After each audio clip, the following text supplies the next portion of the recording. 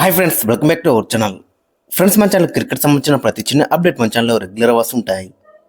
ఇంకా మన ఛానల్ని సబ్స్క్రైబ్ చేసుకోకపోతే ఫ్రెండ్స్ వెంటనే సబ్స్క్రైబ్ చేసుకోండి అండ్ పక్కన బెల్ని యాక్టివేట్ చేసుకోండి.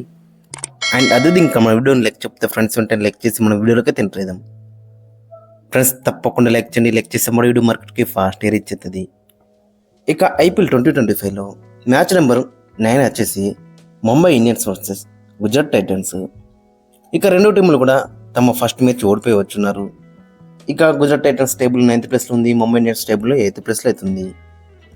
ఇక రెండు టీంలో కూడా కొన్ని భారీ మార్పు ఉండే ఛాన్స్ కూడా మనకి కనబడుతుంది. మరి రెండు టీంలు కూడా ఆన్ పేపర్ చూసుకుంటే సాలిడ్గానే కనబడుతున్నాయి.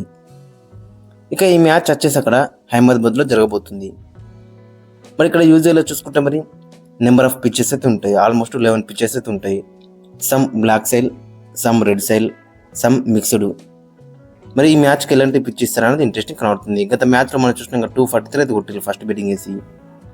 ఇక ఇక్కడ స్టార్ట్స్ ఒకసారి మనం చూసుకుంటే మొత్తం 37 మ్యాచెస్లో ఫస్ట్ బ్యాటింగ్ వేసి 16 టైమ్స్ గెలిచిల్లు, సెకండ్ బ్యాటింగ్ వేసి 20 టైమ్స్ అయితే గెలిచిల్లు. ఒక మ్యాచ్ టై అయింది. యావరేజ్ ఫస్ట్ ఇన్నింగ్స్ స్కోర్ చూసుకుంటే అరౌండ్ 173 అవుతుంది. ఇక వీరి మధ్య హెడ్ రికార్డ్ చూసుకుంటే మొత్తం 5 మ్యాచెస్ ఆడతాయి. దాంట్లో జీటీ 3 గెలిచింది, ముంబై ఇండియన్స్ 2 గెలిచింది. స్లైట్ ఎడ్జ్ జీటీకి ఉన్నా కానీ మరి ఆన్ పేపర్ ముంబై ఇండియన్స్ మాత్రం చాలా డేంజరస్గా మనకైతే కనబడుతుంది. ఇక టీమ్ స్ట్రక్చర్ ఫస్ట్ మనం ముంబై ఇండియన్స్ టీం చూసుకుంటే మన ముంబై ఇండియన్స్ లాస్ట్ మ్యాచ్ అయితే ఓడిపోయి వచ్చిళ్ళు నెక్స్ట్ సిఎస్కే. మరి ఈ మ్యాచ్లో ఏ విధంగా నడుస్తారు అనేది మనకి చాలా ఇంట్రెస్టింగ్ కనబడుతుంది. గత మ్యాచ్లో హార్దిక్ పాండ్యా లేడు, సో అందువల్ల కొంచెం వీళ్ళ కాంబినేషన్ అనేది కొంచెం డిస్టర్బెన్స్గా మనకైతే కనబడుతుంది. ఇక బుమ్రా అయితే ఇంకా అందుబాటులో అయితే లేడు. సో ఓవరాల్గా చూసుకుంటే వీళ్ళ బౌలింగ్ అండ్ అటాక్ కూడా డెత్లో వేసే బౌలర్ అయితే మనకైతే కనబడతలేడు. Trent Boult and Deepak Chahar of the front okay, but డెత్లో వాళ్ళైతే 2 మినిట్స్ అయితే రన్స్ అయితే లీక్ ఇస్తారు. సో కొంచెం వీళ్ళకైతే బౌలింగ్లో అయితే కొంచెం ప్రాబ్లంగా మనకైతే కనబడుతుంది. ఇక బ్యాటింగ్లో కూడా మరి గత మ్యాచ్లో మనం చూసినా కొంచెం డిసప్పాయింట్మెంట్ అయితే వేసారు, ముఖ్యంగా అక్కడ రోహిత్ శర్మ. సో అతను ఏ విధంగా రన్స్ అనేది ఇంట్రెస్ట్ కనబడుతుంది ఈ మ్యాచ్లో.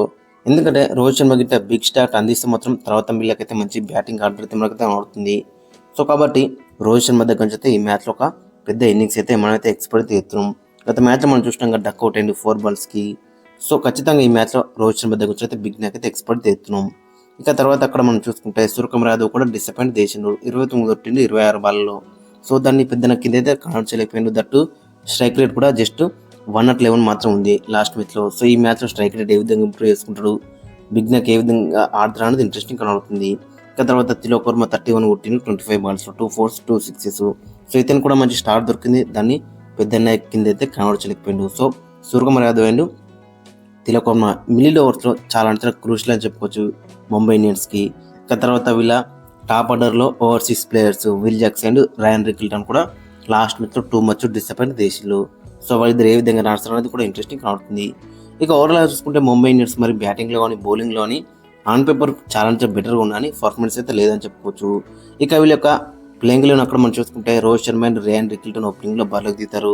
ఇక నెంబర్ 3 విల్ జాక్స్, 4లో సూర్యకుమార్ యాదవ్, 5లో తిలక్ వర్మ, ఇక నెంబర్ 6లో హార్దిక్ పాండ్యా. ఈ మ్యాచ్ ఆడే ఛాన్స్ అయితే మనకు ఎక్కువ కనబడుతుంది. లాస్ట్ మ్యాచ్ మిస్ అయింది, సో ఈ మ్యాచ్ ఖచ్చితంగా ఆడతారు.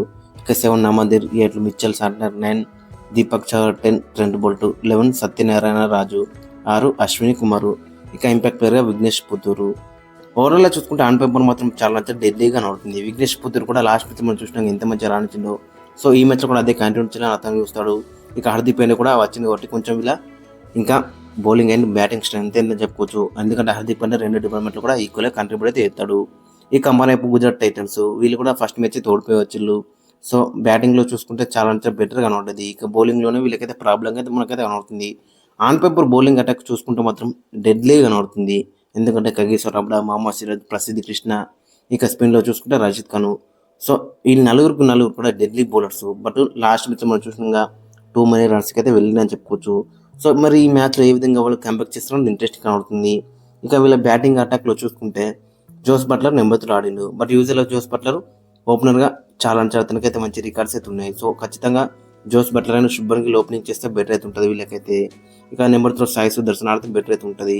ఇక తర్వాత షర్ఫన్ ఉత్తరఫోర్డ్, షారుఖ్ ఖాన్, రాహుల్ తేవాటియా, ఏ విధంగా వీళ్ళ లైనప్ అయితే మనకైతే కనబడుతుంది.